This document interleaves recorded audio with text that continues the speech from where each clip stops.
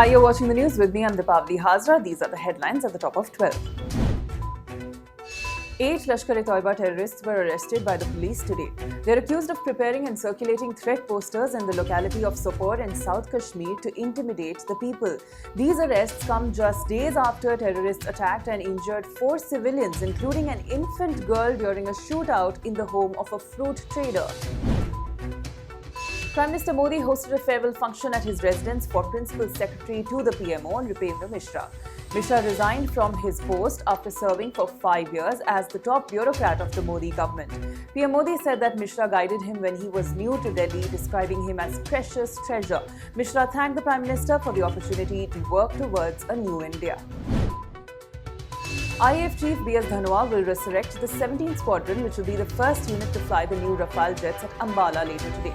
The 17th Squadron, nicknamed Golden Arrows, earlier flew the MiG-21s until they were phased out. The other squadron of the fighter aircraft will be based out of Hashimara in West Bengal to tackle the front facing China.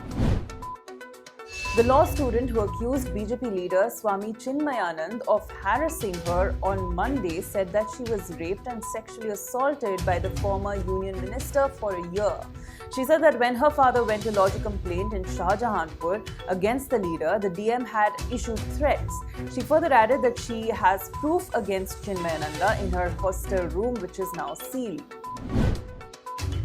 US-based disability rights activist Virali Modi was charged with doing drama at the Delhi airport when she said she could not stand up from her wheelchair for security check. The CISF personnel refused to believe her and allegedly kept forcing her to stand. Virali Modi is unable to stand after a spinal injury she suffered in 2006. In a stunning revelation, an informant from the Central Intelligence Agency has confirmed that President Vladimir Putin personally ordered and orchestrated the meddling in the US elections of 2016. The informant was extracted from Russia in 2017. The information the individual provided was so sensitive that it was guarded, and a full review of the informant's record was ordered in 2016. US President Donald Trump has this time offered to help India and Pakistan resolve the Kashmir matter. He noted that the situation was not as heated as 2 weeks ago.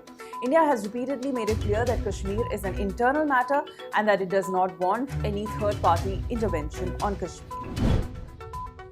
That's all for now. Stay tuned for more updates.